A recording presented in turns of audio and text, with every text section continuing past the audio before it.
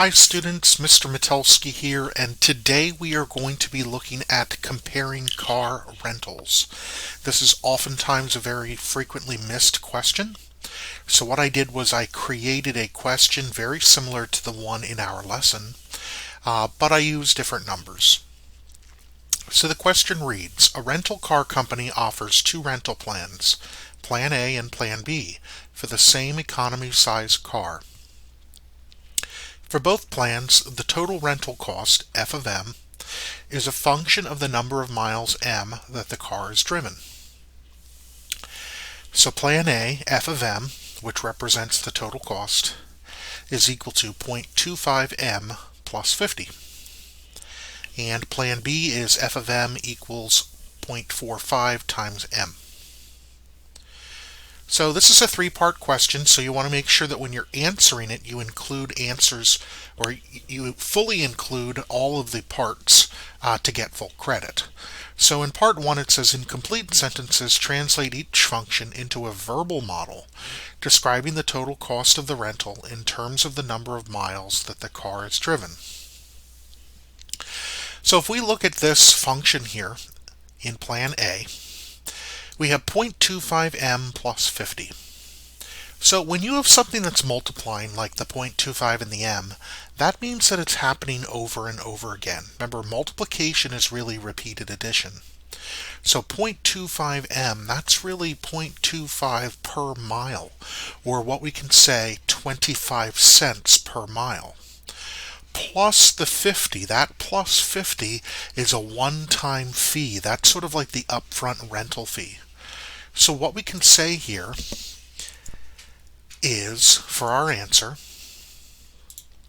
we can say that Plan A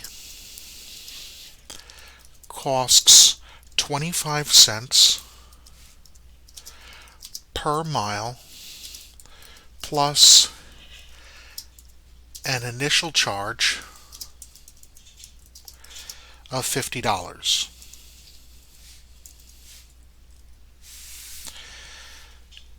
So that's Plan A. Now, Plan B, if you look at Plan B does not have that plus 50 at the end. Instead, it's just 0.45 M. So Plan B costs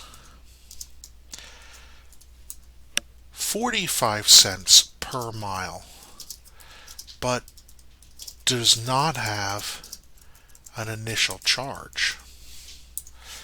Okay, so we're interpreting both of those plans.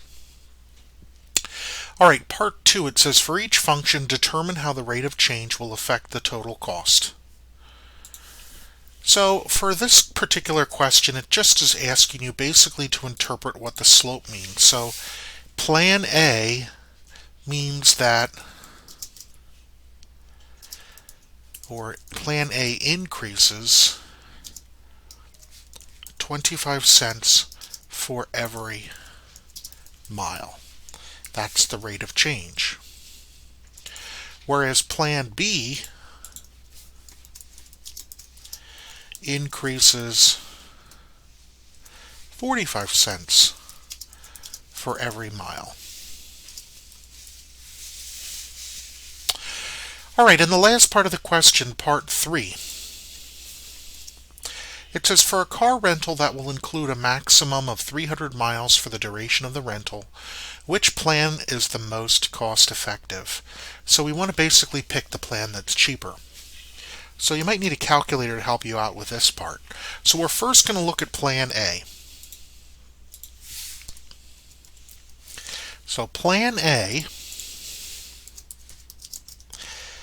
if we remember from up here, it's F of M equals 0.25 M plus 50.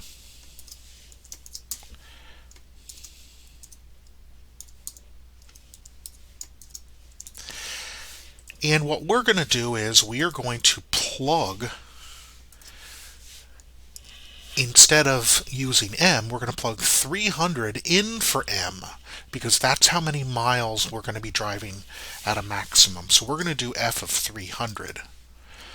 and that should be equal to 0.25 times 300 plus 50. Notice how all I did was I switched out the letter M with the number 300 because that's our value in the problem. Okay, and we'll do a little bit of computation there, and that should equal, so we do 0.25 times 300.